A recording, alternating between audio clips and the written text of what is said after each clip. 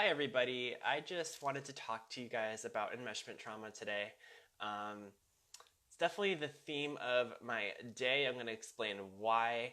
But what I'm going to do first is just share this video in a few different places so that everybody has a chance to join us and hang out with us.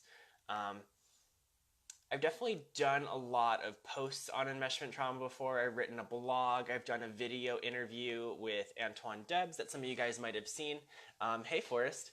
And I just had a client just now that was referred to me by somebody who's familiar with enmeshment trauma but knows that I've gone through it. So I wanted to explain to everyone and give everyone the opportunity to also come into that same level of awareness and consciousness.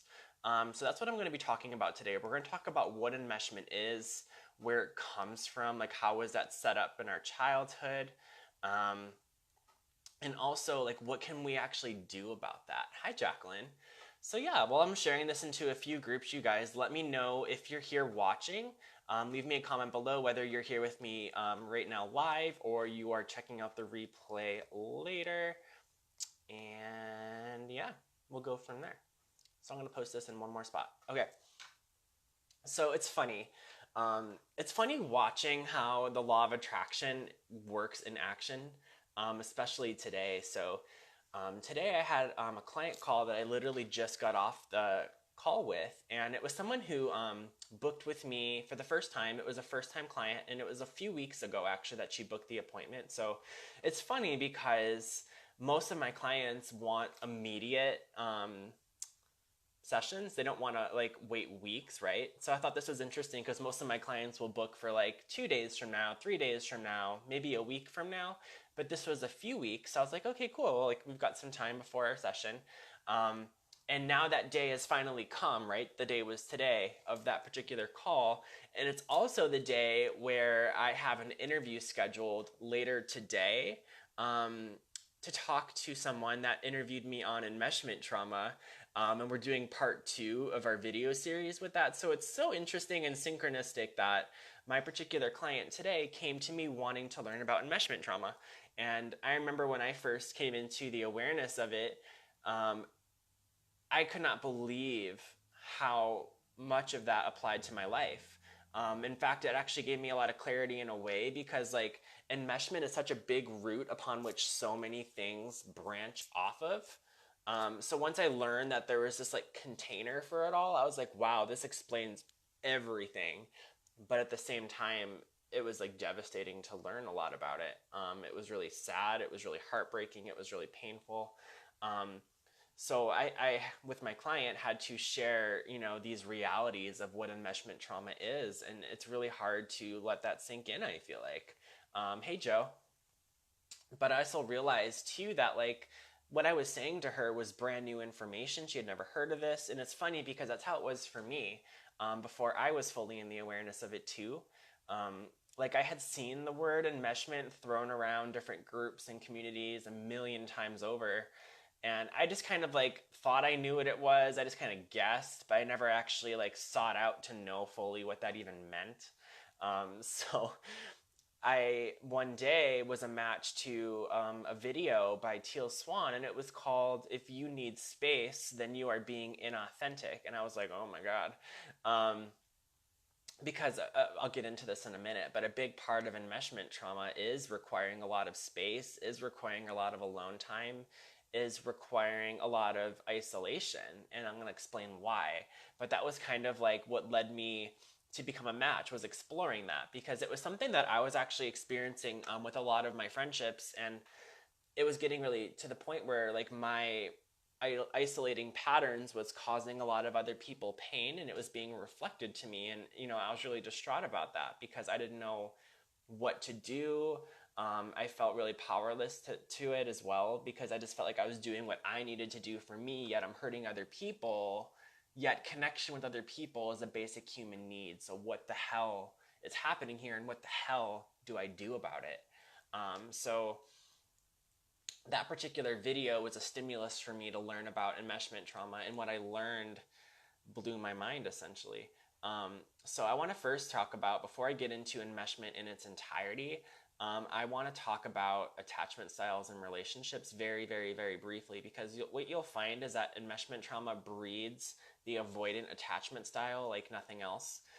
So there are like there's many subgroups of attachment styles, but like the main three are the avoidant attachment, the anxious attachment, and the disorganized attachment, which is like a mix of both.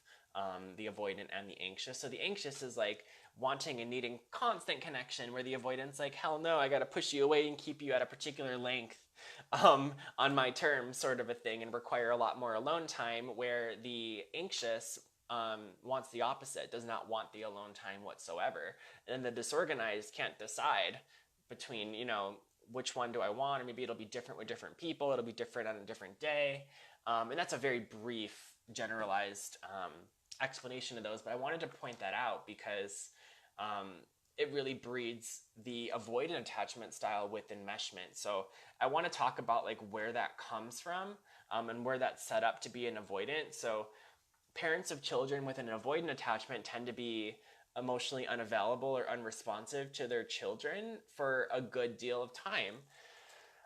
Parents either disregarded or ignored their child's needs, and was especially rejecting during times where you were either, freaking out about something, panicking about something, wanting something different than what they wanted for you. And another big part of that too was that parents discouraged crying, and they also encouraged you to become way too independent way too soon. Like premature independence, where you had so many responsibilities that no child should ever have because they're not living their childhood, So children identified with the avoidant attachment style, had a parent that tended to disconnect from their needs. And a lot of these children rely on, their own self-soothing through ways that maybe aren't benefiting them now as adults, but like developing coping mechanisms and strategies to be able to just survive. You develop this like illusion that you can take full, complete care of yourself without the help of other people. So because of that, avoidants have a really hard time having a genuine desire or motivation to seek other people out for help or for support, because they were taught that that wasn't okay as a child. They had to become independent way too soon, or they were parentified, which means that they literally were parents for their parents. You had so many responsibilities and things that you had to do that you could not accept help from anybody else because it was all put on you. You know what I mean? So then you develop this belief or this illusion that this is how it has to be. I've got to do it all for me. And if I can't do it that way, then I'm not going to do it at all. So people with the avoidant attachment or enmeshment tend to have been, not always, but like a lot of the times, like the good kid, the good little kid, or the golden child that never causes trouble or problems, because you were so good at conforming to what everybody else wanted you to do. So you're the type of person that everybody gets along with. You're the person that, nobody ever has conflicts with, so they feel the safest around you, which doesn't mean that that's a bad thing only to that, but just tends to be the dynamic that you see a lot. And then that really breeds into the next part, which is like working your way up into the actual enmeshment part now. Ashley says, me working on it, but always need more healing and tools. Perfect. Well, hopefully I'll like unearth some for you. And I've got to be very mindful on my time because I have another call in less than 20 minutes. I'm going to try to get through this as quick as I can, but it was just so on my heart and I'm so passionate about it. And like all I'm going to be talking about today is enmeshment. So I'm like, well, why not just share this with the world too? So the enmeshment dynamic is set up in childhood where one or more adults refuse to see the child as its own person with its own needs and own destiny. So instead, the parents regard this child as an extension of themselves, as opposed to seeing this child as its own unique being that has its own purpose and wants and needs and desires. So this means that like instead of the parent seeing you as this like raw potential with your own needs and things that you decided you would do getting here, the parent instead sees you as like this block of clay that they get to mold and sculpt however they want, and associate you as a part of them in an unhealthy way. So this means that the child that was enmeshed in this way was not allowed to have their own desires, their own feelings, their own needs, their own perspectives, or unique thoughts or wants, because there were consequences for that. And that's a really painful reality and a painful truth. Thank you, Susanna. So in order to maintain, because as a child, your means of survival is to have connection and belonging with the people around you, right? It's a basic need to have that. So what ends up happening then when you're enmeshed in this way? What ends up happening is that the child had no choice but to lose their sense of self and forfeit, everything that is true and unique about them in order to meet their own needs of connection, love, and safety. So what that means is you lost everything about your own identity, what's true for you, your own purpose, your own unique wants, needs, perspectives, desires, because you needed that connection, love, and safety from your parents. So you abandoned yourself in those moments and you had to do what they wanted you to do, right? That's the enmeshment. So what this looks like as an adult having enmeshment trauma is when someone enters the room that you're in, you immediately abandon yourself. And you make yourself into something that pleases that other person and caters to their needs. Hence the dynamic of the people pleaser, right? So what we're doing is we're abandoning what's true for us and then hyper attuning to the other individual or individuals to make sure that you're getting a positive reaction from them, because you're trying to basically, you're trying to connect with them, not because you're connecting and sharing your truth with them. You're connecting with them under the premise that you need to anticipate their reaction to anything you say or do in order to ensure a positive result from them. So your connection now stems from a place of you violating your own boundaries of what's true for you in order to say and do what you think is going to provide you a positive reaction from them and catering to them, and essentially being lost in and absorbed by and consumed by them. You lose yourself in them. So what that means is you lose your authentic truth for the sake of connection, which is the basic human need. So it's like this feeling of being trapped, like damned if you do, damned if you don't, right? So this is what I learned, and it was really painful for me to accept, was with enmeshment trauma, the price for connection is to lose yourself. I want you to just pause for a second and just breathe that in. If this is resonating with you and you think that you might have this too, literally just take that in for a second. The price for connection is to lose yourself. So I was no wonder I'm like this, it sucks because you're hyper attuning to everybody else but yourself. You're losing everything that is real about yourself in connection with people.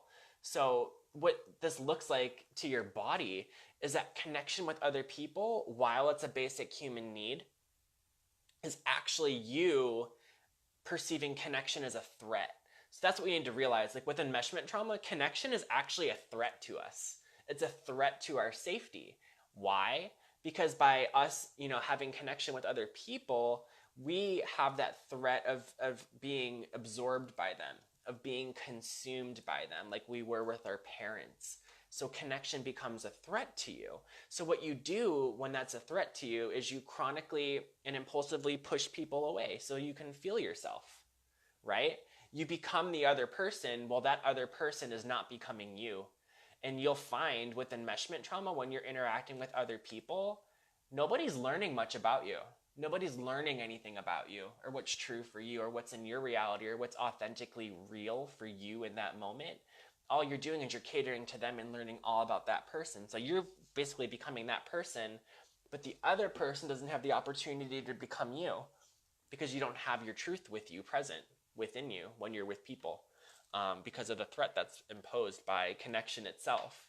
So this feels like you're being consumed or absorbed by people, where it's like your free will is being lost and you're constantly, vacillating between pushing people away and also needing them at the exact same time, because connection is the top human need, I would say, if not the number one need. It's one of the basic top needs that a human has, is connection with other people.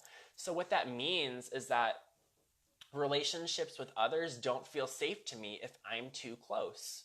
So what that means is that people with enmeshment trauma, I need you to realize this. You can't fully let others in. Can't do it. It does not happen with enmeshment trauma until we've gone and integrated it. So what we're doing is we're playing this game. Teal Swan has a really genius term for this. It's called like the rubber band effect, where basically like you're constantly pushing and pulling, but you're never letting that space close fully because of the terror that comes up in your being of being consumed by that person and losing yourself. So you literally cannot fully let anyone else in.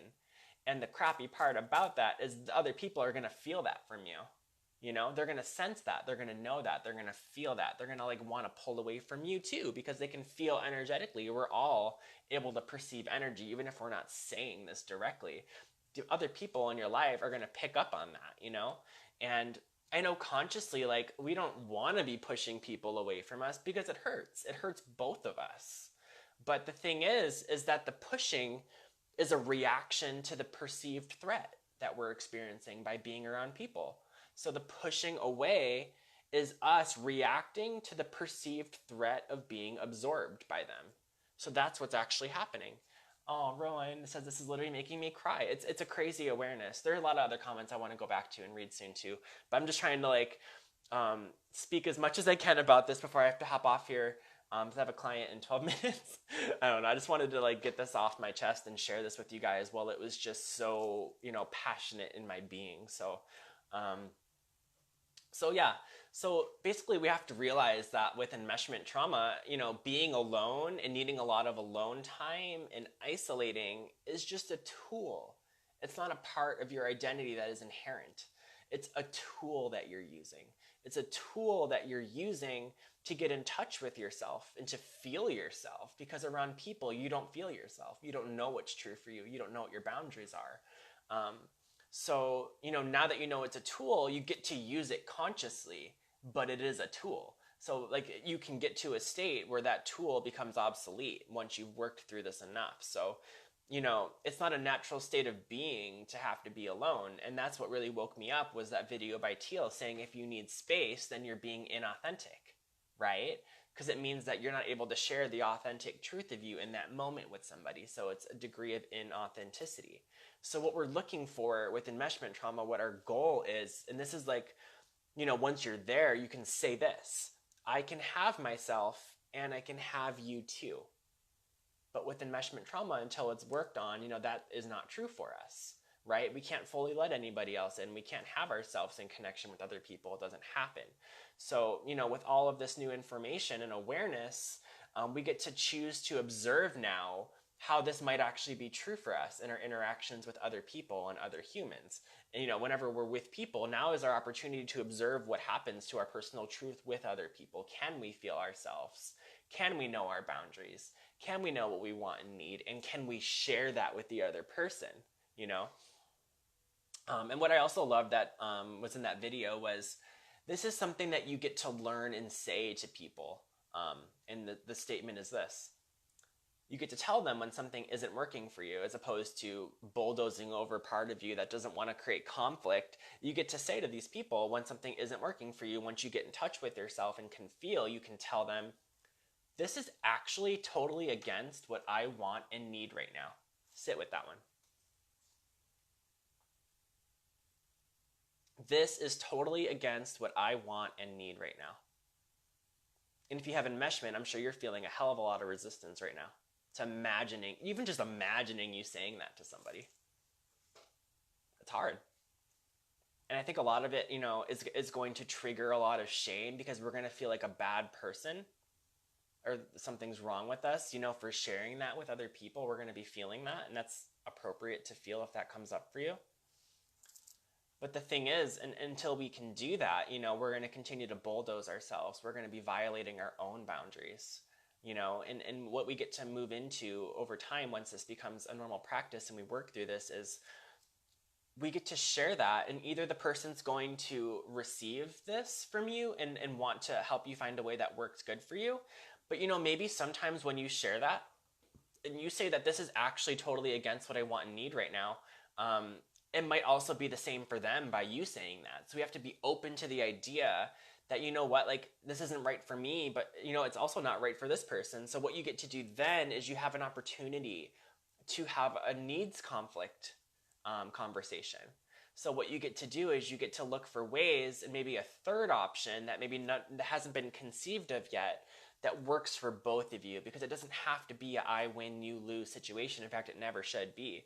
So the thing is, when you can find that option that is working for both of you, you get to move forward and strengthen your relationship. But there will be times where maybe you can't do that, and that's what we have to really accept, that there are genuine incompatibilities that exist out there, and we have to be able to act accordingly once we come into that awareness, if that becomes true. So we have to learn as enmeshed individuals that conflict resolution is okay, but we've been so programmed to avoid conflict because the core of us is conforming to what other people want and need so that we can stay safe and stay connected and stay loved. So conflict is difficult for us, but we have to understand that conflict actually is okay and is necessary. You know, not conflict in the way that we need to be, you know, bulldozing other people or violent towards other people or subconsciously reactive towards other people. What I mean by conflict is just like a conflict of needs, of what you want and need. And it's not a time ever, honestly, like never should there be a time where we have to simply give up our boundaries for the sake of remaining connected to each other. That is not a healthy relationship at all.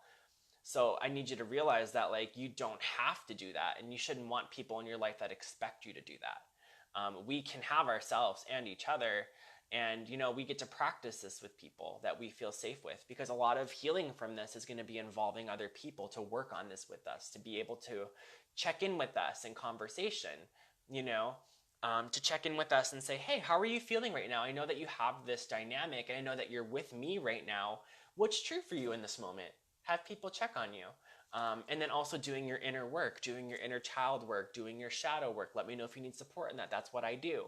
It's going to be going back into the childhood dynamics where this was set up, and essentially reparenting yourself, changing the situation, meeting your missing needs, and allowing you to cultivate what's true for you. Because a lot of us that are in mesh have a hard time knowing what our purpose is, or knowing like what we actually like and want to do. We live more of a life of shoulds than what we actually want to do that feels good for us. How often, if you feel like you're resonating with this and you feel like you might have enmeshment trauma, how often do you do things just for the sake of them being fun or feeling good without expectation of getting something out of the experience? You know, you don't do things for the sake of it just feeling good anymore. We're doing all the things that we should do, right? So if you've made it this far, like, thank you for being here and seeing me and understanding enmeshment with me. Hopefully this will give you guys a better window into my own life, but I also wanted to share this because it's such an important topic for all of us, especially if we've never come into this realization before. So I want to give everyone the opportunity to really sink into, excuse me, that awareness. And then if you have any questions on this, like, I will definitely be paying attention to this video. So I do have to hop on a call in 5 minutes, so I'm not going to be able to answer all of these comments right now, but I'm going to go back and look through them as soon as I finish that next call that I have, and I will write back to each and every one of you if you ask me a question.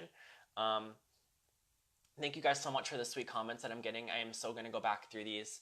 And then I also just want to mention before I hop off of here, if you want to explore this further, this is something I've been working on pretty strongly for the last 6 months or so, or however long, I can't even remember. Time is so freaking weird to me right now.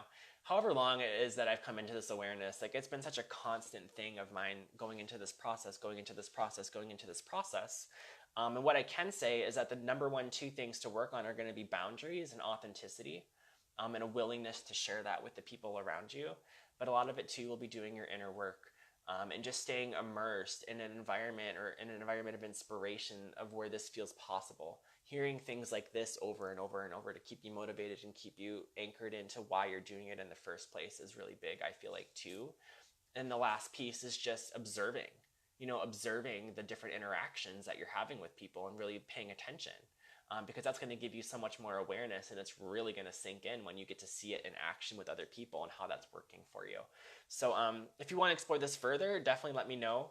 I know I'm going to be covering this too in the upcoming course that I'm teaching with Allison Reeds. I would love, love, love for you guys to check that out, because that'll give us a chance to really have some deep diving connection on that together. So I'm doing, oh my God, I'm running close on time.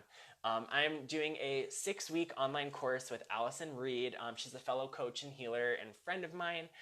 We are covering everything relative to the human experience. So we're talking about energy relative to the mind, to the body, to our emotions, which is a huge part of life, right? We're going to be talking about it through the heart, through spirit and the non-physical, and also what it means to be an empath and everything in between that. So we're basically trying to find out ways for you to be empowered in every area of your life. And of course, what we talked about today is a component of that.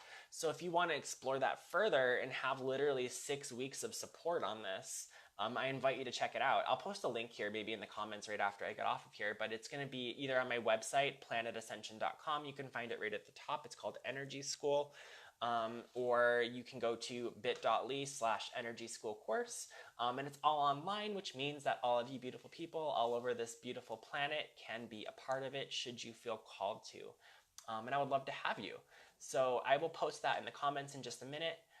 Thank you for being here with me, and feel free to reach out to me if you feel like I can be of any extra support to you in this. And we're in it together. And I'll talk to you guys so soon.